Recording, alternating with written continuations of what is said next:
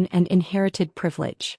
I stood quietly by the door, watching my stepsister Amanda and her cronies prepare for what they thought would be another routine board meeting. "Caroline, darling," Amanda called out without looking up from her phone, "be a dear and fetch us some coffee. The good stuff from the executive lounge, not that break room swill." Her friends, all junior executives who'd gotten their positions through family connections, snickered. They'd spent the past 5 years treating me like their personal assistant, never bothering to ask what I actually did at Blackwood Group. "Right away," I replied softly, hiding a smile. They had no idea what was about to happen. As I left the boardroom, I heard Amanda's voice carry through the door. "Can you believe Dad still keeps her around? Probably feels guilty about marrying her mother. Though I suppose every office needs someone to fetch coffee." If only they knew that while they were busy playing office politics, I'd been quietly revolutionizing Blackwood Group's entire operational structure. Those coffee runs had given me access to every department, every meeting, every decision. My phone buzzed, a message from Chairman Roberts. "Everything ready?" "Yes," I typed back. "They don't suspect a thing." The executive lounge was empty when I entered. Perfect. I took a moment to straighten my simple black dress, the same one Amanda had mockingly called very secretarial last week. The same dress I'd worn while negotiating the biggest deal in company history, not that anyone knew that yet. My phone buzzed again. "Board members arriving. Time to begin." I returned to the boardroom with the coffee tray, watching as the senior board members filed in. Chairman Roberts caught my eye and nodded slightly. Amanda was still holding court with her friends. "Of course, once Daddy announces my promotion to VP today, things will change around here."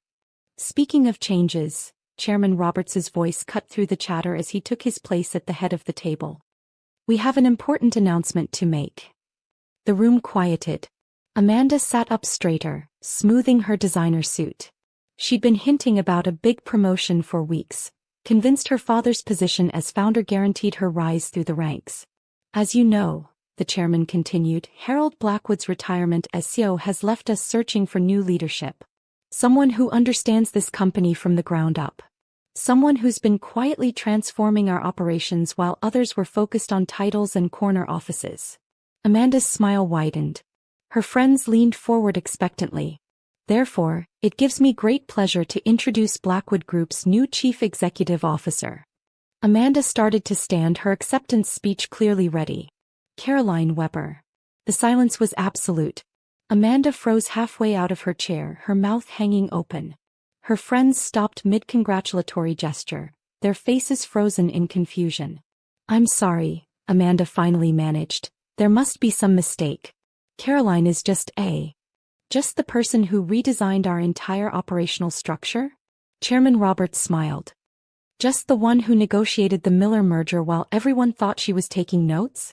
Just the executive who's been running this company from behind the scenes for the past 2 years." I stepped forward, setting down the coffee tray for the last time. "Cream and sugar, Amanda? While we discuss the new organizational changes." "This is impossible," she sputtered. "She's nobody." He brings coffee. "She's just a secretary." "Actually," I said quietly, taking my place at the head of the table, "I was never a secretary. Your father hired me 5 years ago as a strategic advisor. He just suggested I observe from the background first, see how things really worked." "Daddy." Amanda turned to her father's empty chair. "Where is he? He needs to stop this." "Harold fully supports this decision," Chairman Roberts said firmly. "In fact, it was his idea. Who better to lead Blackwood Group than someone who took the time to learn every aspect of the business?" I opened my laptop, pulling up the presentation I'd prepared. "Now, shall we discuss the company's new direction? I believe we have a lot of changes to cover." Amanda slumped in her chair, her designer suit suddenly looking more like a costume than corporate armor. Her friends avoided eye contact, no doubt realizing their days of coasting on family connections were over. My phone buzzed one last time, a message from Harold Blackwood himself. "Show them what real leadership looks like, Sue." I smiled, remembering all the coffee runs, all the condescending remarks, all the times they'd dismissed me as just a secretary. Sometimes the best path to the top is through the service entrance. And sometimes the person bringing coffee is actually brewing something much bigger. "Let's begin," I said, standing to address my board for the first time. We have a lot of work to do. The next hour was a masterclass in corporate restructuring. I outlined my vision for Blackwood Group's future while Amanda and her friends watched their privileged world crumble. As you can see from these projections, I continued, clicking through my presentation, our current management structure is top-heavy with redundant positions. Amanda's face paled as she recognized her own job title in the unnecessary overhead category. Moving forward, all positions will be merit-based, I announced. Past performance reviews will be conducted by an independent committee. No exceptions. Performance reviews? One of Amanda's friends squeaked. But we've never had to prove your worth? I finished. Yes, I know. That changes today. Chairman Roberts nodded approvingly as I pulled up the next slide, a detailed analysis of each department's efficiency. The same analysis I'd compiled during countless coffee runs and note-taking sessions. Caroline, Amanda finally found her voice, though it trembled slightly. Surely we can discuss this. As family? Family. I raised an eyebrow. Like how you discussed my capabilities all these years. Or perhaps like the time you told the entire executive floor I was just the help? Her face flushed as several board members shifted uncomfortably, no doubt remembering their own dismissive treatment. But I've been here longer, she protested. I have an MBA from Dash. From Wharton, I cut in. Yes, we've all heard. Multiple times. Meanwhile, I was actually learning how this company works. Every department, every process, every weakness. My phone buzzed, another message from Harold. Amanda called. Ignore her threats. You have full authority. Now, I continued, pulling up the next slide, let's discuss the Miller merger. The one you all thought was being handled by external consultants. Recognition dawned on several faces around the table. The mysterious meetings, the confidential documents, the secretary, who was always somehow present. That was you. Amanda's closest friend gasped. But you were just taking notes. I was taking control, I corrected. While you were all planning your corner office decorations, I was rebuilding this company from the inside out. Chairman Roberts stood. Perhaps this is a good time to mention that under Caroline's quiet leadership, Blackwood Group's efficiency has increased 47% in the past year alone. But she brings coffee. Amanda burst out, her carefully maintained composure finally cracking. She wears the same dress every week. I smiled, smoothing down my simple black dress. You mean my lucky negotiation dress? The one I wore while closing the biggest deal in company history? Amazing how no one notices the person they think is beneath them. The boardroom doors opened and Grace, my new executive assistant, entered. Ms. Weber, your 11 o'clock with the International Board is ready. And HR has the new organizational charts for your approval. Thank you, Grace. I turned to the shell-shocked faces around the table. I believe we've covered the major points. Those of you receiving restructuring notices will hear from HR this afternoon.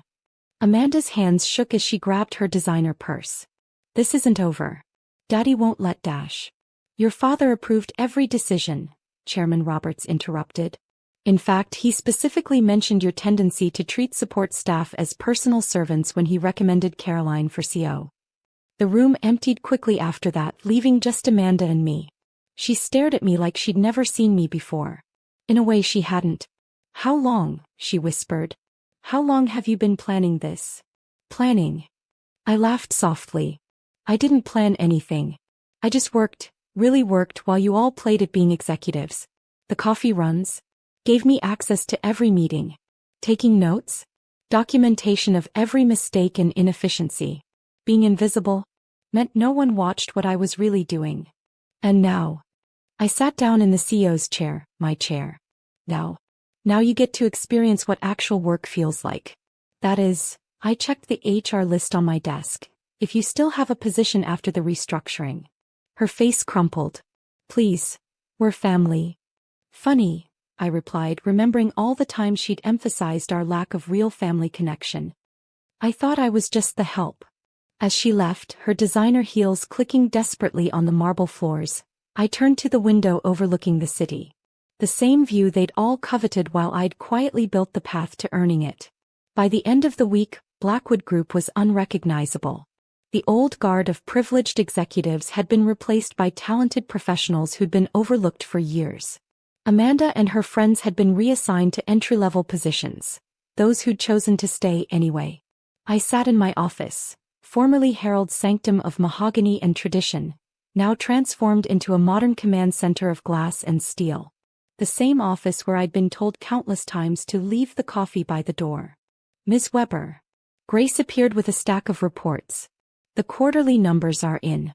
We're up 62% since the restructuring announcement. Thank you, Grace. I smiled, remembering how I'd spotted her talent when she was buried in the mailroom. And how's our former VP of social media appearances adjusting to actual social media management? Amanda called in sick again, Grace replied with a slight smirk. Apparently, creating real content strategies is harder than posting luxury lunch photos.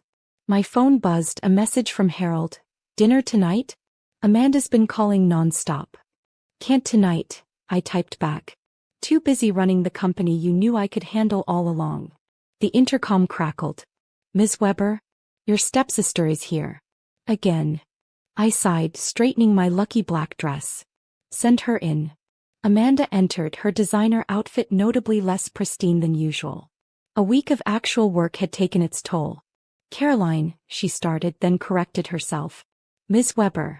I've been thinking about my new position. The one where you actually have to work? I asked pleasantly. How's that going? It's impossible, she burst out. The deadlines, the expectations, the accountability. Also known as a real job, I noted. Quite different from your previous role of looking executive, isn't it? She sank into a chair, the same chair where I'd stood taking notes for years. How did you do it? All that time watching us treat you like I was beneath you? I finished. That was your mistake, Amanda. You were so busy looking down on me you never noticed I was actually climbing higher. My phone buzzed again, the international board requesting an emergency meeting. I'd handle it myself just like I'd handled everything else while they thought I was just taking minutes.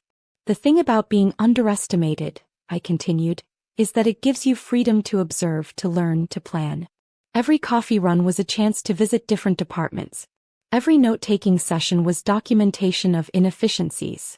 Every time you treated me like a servant, I was actually serving my own agenda. But why didn't you just tell everyone who you really were? I laughed. And lose the advantage of invisibility? The ability to see how people really behave when they think no one important is watching? Your coffee orders taught me more about corporate culture than any MBA program could. Standing, I moved to the window, my window now. You know what the real difference between us is, Amanda? You wanted to look successful. I wanted to be successful. And while you were all posturing in designer suits, I was building something real. And now? She asked quietly. Now? I turned back to her. Now you have two choices. Learn to actually work for a living or find another company where your last name means something. Though I should warn you, I smiled, I've already sent memos to all our industry partners about our new merit-based culture. Grace appeared at the door. Ms. Weber? The board is waiting. Thank you, Grace. I gathered my materials, pausing at the door. Oh, and Amanda? The coffee machine in the break room needs refilling. Since you're here anyway,